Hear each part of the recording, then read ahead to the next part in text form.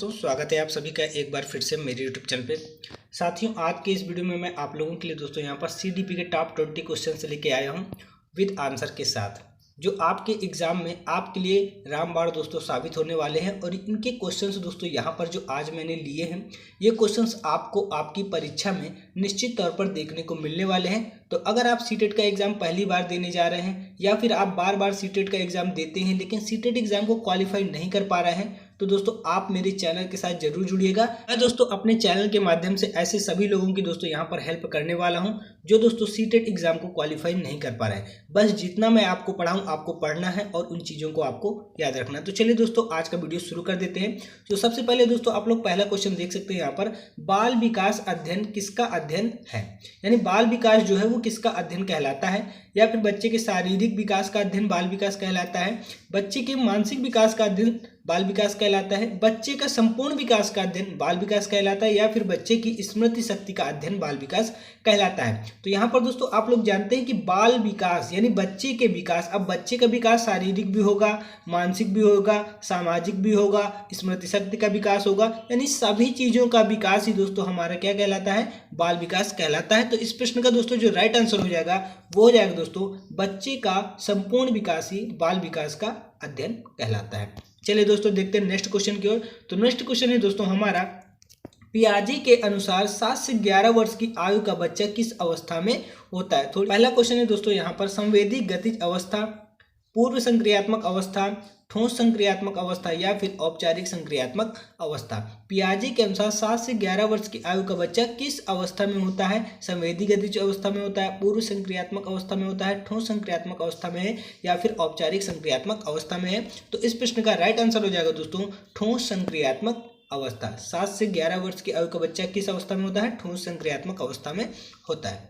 Next question है दोस्तों, Vygotsky ने विकास के सिद्धांत को महत्व दिया था। तो वाइगोत्स्की ने विकास के किस सिद्धांत को महत्व दिया था? सामाजिक सांस्कृतिक सिद्धांत को महत्व दिया था, नैतिक विकास के सिद्धांत को महत्व दिया था, मनोवैज्ञानिक विकास के सिद्धांत को महत्व दिया था या फिर व्यक्तित्व विकास सिद्धांत को महत्व दिया था? तो जो वाइगोत्स्की थे उन्होंने दोस्तों यहाँ पर सामाजिक सांस्कृतिक सिद्धांत को महत्व दिया था। तो इस क्वेश्चन का राइट आंसर हो जाएगा दोस्तों सामाजिक सांस्कृतिक सिद्धांत। नेक्स्ट क्वेश्चन है दोस्तों, कोहलबर्ग ने किसका अध्ययन किया था? क्या कोहलबर्ग ने दोस्तों भाषा विकास का अध्ययन किया था, नैतिक विकास का अध्ययन किया था, बुद्धि विकास का अध्ययन किया था या फिर व्यक्तित्व विकास का अध्ययन किया था?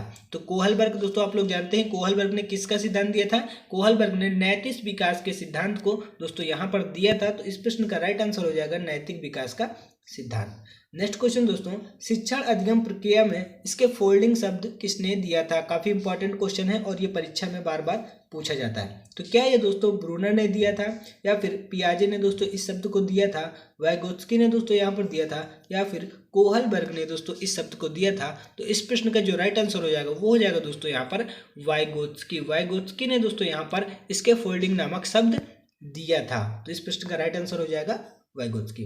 नेक्स्ट क्वेश्चन है, बाल केंद्रित शिक्षा का मुख्य उद्देश्य क्या है? अच्छा, बाल केंद्रित शिक्षा हम कर रहे हैं तो इसका जो मेन टारगेट है वो क्या है? अनुशासन है, रटाना है, सर्वांगीण विकास है, अंक प्राप्त करना है। तो इन चारों ऑप्शन में एक ऑप्शन जो सबसे सुटेबल लग रहा है वो दोस्तों हमें लग रहा है सर्वांगीण विकास। तो चलिए देखते हैं इस प्रश्न का राइट आंसर क्या है। राइट आंसर है दोस्तों सर्वांगीण विकास। अब बच्चे का अध्ययन कर रहे हैं, बच्चे का विकास कर रहे हैं दोस्तों, तो बच्चे का यहाँ पर सर्वांगीण विकास ही दोस्तों इंपॉर्टेंट हो जाता है। तो इस प्रश्न का राइट आंसर हो जाएगा दोस्तों बच्चे का सर्वांगीण विकास। नेक्स्ट क्वेश्चन दोस्तों, असमीकरण किस सिद्धांत से जुड़ा हुआ है? तो असमीकरण दोस्तों पियाजे के सिद्धांत से जुड़ा हुआ है, स्किनर के सिद्धांत से जुड़ा हुआ है, ब्रूनर के सिद्धांत से जुड़ा हुआ है या फिर वाइगोत्स्की के सिद्धांत से जुड़ा हुआ है? तो इस प्रश्न का जो राइट आंसर है वो दोस्तों हो जाएगा हमारा पियाजे के सिद्धांत है। असमीकरण दोस्तों यहाँ पर पियाजे के सिद्धांत से जुड़ा हुआ है। नेक्स्ट क्वेश्चन है, बाल विकास का सिद्धांत किस पर आधारित है? केवल वंशानुक्रम से आधारित है, केवल वातावरण पर आधारित है, वंशानुक्रम और वातावरण दोनों पर आधारित है या फिर अनुशासन और दंड पर आधारित है? तो इस प्रश्न का राइट आंसर हो जाएगा दोस्तों वंशानुक्रम और वातावरण दोनों पर आधारित होता है हमारा बाल विकास का सिद्धांत। इसके बाद दोस्तों बात करते हैं नेक्स्ट क्वेश्चन की। नेक्स्ट क्वेश्चन है, प्रेरणा का अर्थ होता है, प्रेरणा का क्या अर्थ होता है? बच्चे को दंड देना? बिल्कुल नहीं होता। बच्चे में सीखने की इच्छा जगाना, बच्चे को कार्य करवाना, बच्चे को अंक देना। जो प्रेरणा होता है वो दोस्तों क्या करता है? बच्चे में सीखने की इच्छा को जगाना होता है, ताकि बच्चा अगर कार्य नहीं कर रहा है तो उसको प्रेरणा के माध्यम से बच्चा जो है वो कार्य करना शुरू कर दे। नेक्स्ट क्वेश्चन है दोस्तों, प्रगतिशील शिक्षा का जनक किसे कहा जाता है?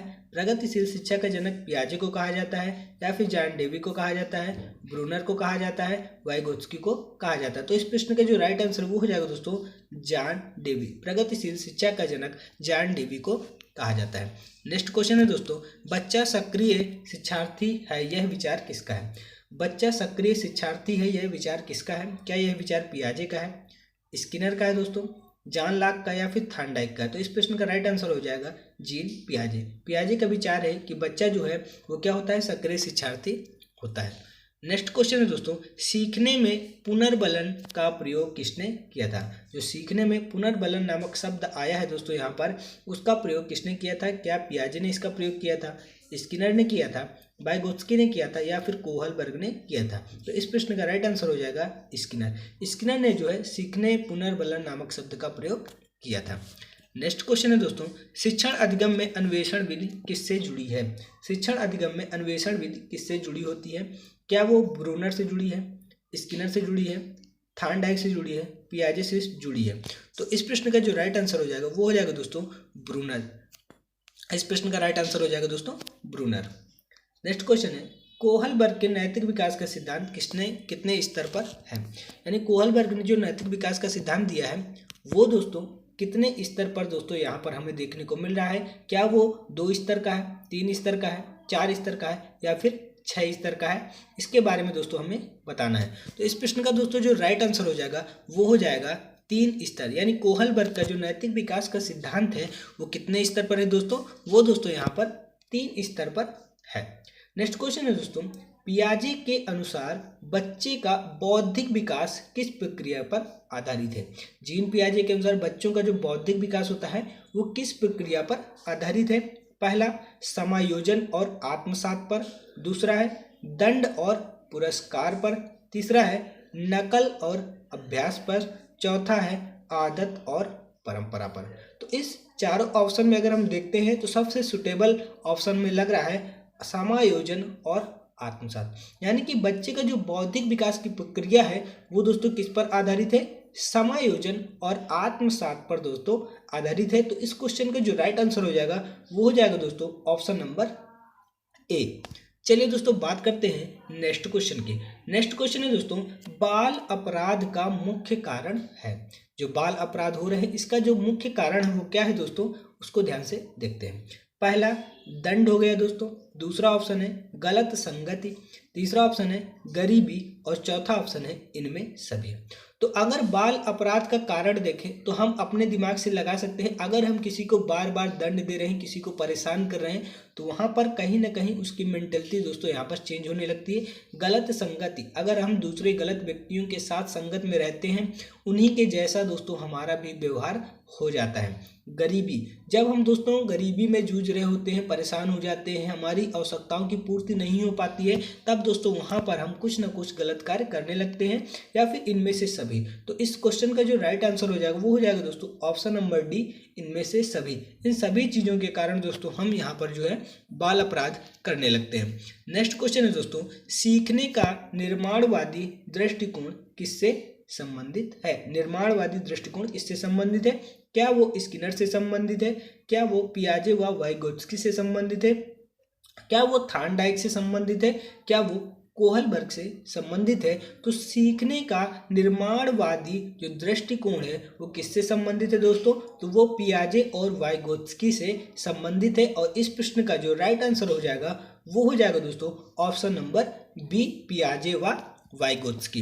नेक्स्ट क्वेश्चन है, सीखने की प्रक्रिया में पूर्व ज्ञान की भूमिका किसने बताई है? अगर सीखने की प्रक्रिया में जो पूर्व ज्ञान है, जो पहले का ज्ञान है, उसकी भूमिका को किसने बताया है? क्या ब्रूनर ने बताया है, या फिर पियाजे ने बताया है, या फिर आशुबेल ने बताया है, या फिर वाइगोत्स्की ने बताया है? तो सीखने की प्रक्रिया में पूर्व ज्ञान, पिछले ज्ञान की जो भूमिका है वो किसने बताई है? आशुबेल ने उसको बताया है। तो इस प्रश्न का राइट आंसर हो जाएगा option number C. Next question है दोस्तों, निकटस्थ विकास क्षेत्र जेडपीडी किस सिद्धांत का भाग है? क्या वो ब्रूनर के सिद्धांत का भाग है, या फिर पियाजी के सिद्धांत का भाग है, या फिर वाइगोत्स्की का सिद्धांत, या फिर स्किनर का सिद्धांत। तो निकटस्थ विकास का क्षेत्र किस सिद्धांत का भाग है? वो दोस्तों यहाँ पर वाइगोत्स्की के सिद्धांत का भाग है। तो इस प्रश्न का जो राइट आंसर हो जाएगा वो हो जाएगा दोस्तों ऑप्शन नंबर सी। साथियों, आप लोगों के लिए मैंने महत्वपूर्ण क्वेश्चन लेकर के आए हैं। उम्मीद करता हूं आप लोगों को ये क्वेश्चन पसंद आ रहे होंगे। अगर क्वेश्चंस पसंद आ रहे हैं तो प्लीज़ वीडियो को लाइक और चैनल को सब्सक्राइब जरूर कीजिएगा, और वीडियो को जितना ज़्यादा हो सके उतना ज़्यादा शेयर कीजिएगा। तो आज की वीडियो का दोस्तों लास्ट प्रश्न है, सीटेट परीक्षा में सीडीपी का मुख्य उद्देश्य क्या है? बहुत ही बेहतरीन प्रश्न है दोस्तों कि सीटेट की परीक्षा में सीडीपी का उद्देश्य क्या है? शिक्षक की गणितीय क्षमता की जांच करना, शिक्षक की भाषा क्षमता की जांच करना, शिक्षक की बच्चों की मनोविज्ञान व शिक्षण प्रक्रिया की समझ को परखना, सामान्य ज्ञान की जांच करना। सबसे इम्पॉर्टेंट क्वेश्चन है दोस्तों कि सीटेट की परीक्षा अगर हम दे रहे हैं तो उसमें सीडीपी जो हमारा आता है उसका मुख्य उद्देश्य क्या है? तो उसका मुख्य उद्देश्य है शिक्षक की बच्चों की मनोविज्ञान व शिक्षण प्रक्रिया की समझ को परखना। तो इस प्रश्न का जो राइट आंसर हो जाएगा वो हो जाएगा दोस्तों ऑप्शन नंबर सी। उम्मीद करता हूं दोस्तों सारे प्रश्न आपको समझ में आए होंगे, और सारे प्रश्न दोस्तों आपके एग्जाम के पॉइंट ऑफ व्यू से बहुत ही ज़्यादा इंपॉर्टेंट होने वाले हैं। और निश्चित तौर पर दोस्तों इस सीरीज से दोस्तों आप लोगों को 100% क्वेश्चन जो है वो आपके एग्जाम में डायरेक्ट क्वेश्चंस देखने को मिलेंगे। और उम्मीद करूंगा कि आप सभी लोग इस बार अपने सीटेट के एग्जाम को बेहतरीन नंबरों के साथ दोस्तों यहाँ पर पास करें। वीडियो दोस्तों आप लोगों को पसंद आए तो प्लीज़ वीडियो को लाइक करें, वीडियो को जितना ज़्यादा हो सके उतना ज़्यादा दोस्तों आप लोग शेयर जरूर कर दीजिएगा। और चैनल को सब्सक्राइब नहीं किया है दोस्तों तो चैनल को सब्सक्राइब करके बेल आइकन को प्रेस कर लीजिएगा। तो मिलते हैं दोस्तों नेक्स्ट वीडियो में।